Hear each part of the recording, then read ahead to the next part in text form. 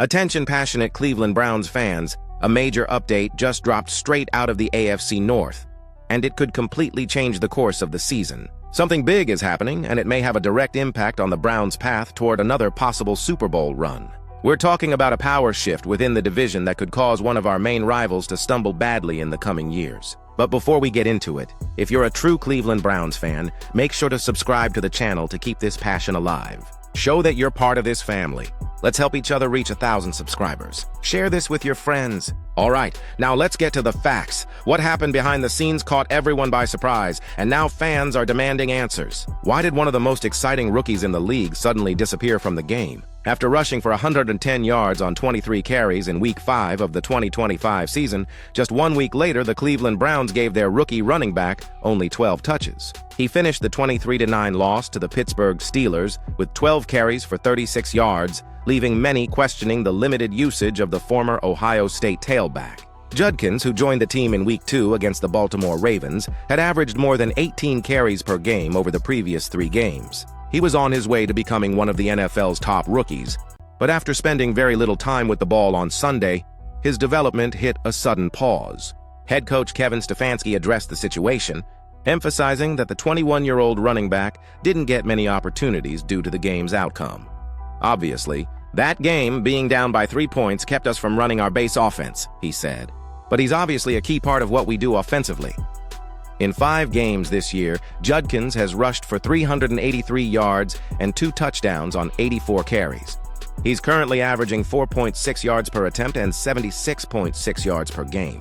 Aside from the Browns' losses to the Steelers and the Detroit Lions, he's had at least 1 run of over 30 yards, showing the kind of explosive energy he can bring to the offense. However, that explosiveness can't happen if the defense is ready for it. "Oh yeah, with success, defenses adjust," said Judkins. Coach Mike Tomlin, I expected that from him, setting a trap for me. The Browns have been one of the league's weakest passing offenses, which means teams only have to worry about the run threat. For context, Cleveland threw the ball 52 times with rookie quarterback Dillon Gabriel, who looked stiff. Pittsburgh's defense wasn't worried about Gabriel beating them through the air, so they focused on stacking the box and limiting Judkins to minimal yardage after handoffs. The Browns were trailing all game long, so turning to the passing attack was seen by Stefanski as the only option. A decision by Kevin Stefanski has now left not only the fans outraged, but also shaken the team's locker room. And the name at the center of this storm? Quinshon Judkins, the rookie who had been the soul of the offense, the only spark of hope in an otherwise lifeless system. Just a week earlier, Judkins had rushed for over 110 yards, showcasing power, burst, and maturity beyond his age. But out of nowhere, against the Steelers, he practically vanished from the game. Only 12 carries, 36 yards. Meanwhile, the offense looked lost, throwing the ball 52 times as if it had forgotten its own identity. Fans were stunned. How could Stefanski bench the most explosive player on the roster? They asked on social media, but the worst came after the press conference. Stefanski tried to justify it by saying the team couldn't run its base offense because of the score. The explanation hit like a bomb. Nobody bought that narrative. Not the fans, not even some players. Why would the head coach sideline the one player who had been driving the team's offense? Is something happening behind the scenes? Some internal friction? A clash of philosophy between Stefanski and his young talents?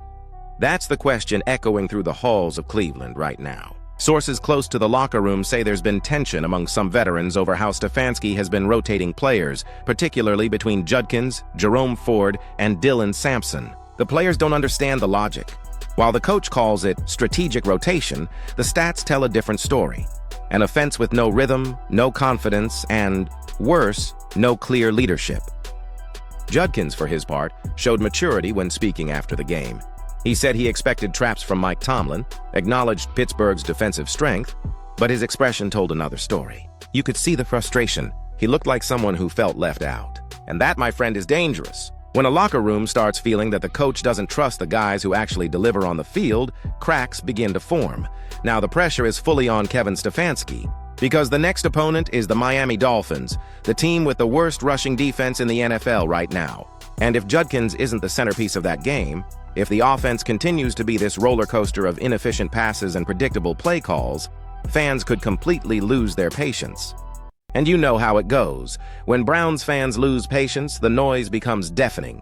Some are already saying Stefanski is starting to lose control of the locker room, that some players no longer believe in his offensive plan. And if the Browns stumble again, his seat could start heating up fast. It's not an exaggeration. The signs are all there. Questionable decisions, confusing communication, and a team that looks emotionally disconnected. What's most intriguing is that Stefanski has always been seen as a balanced, methodical, cerebral coach. But in recent weeks, he's seemed disconnected. And maybe that calm demeanor, once his greatest strength, is now becoming his biggest weakness. The locker room needs fire, identity, a leader who inspires, not someone who takes the only energetic spark on the field out of the game.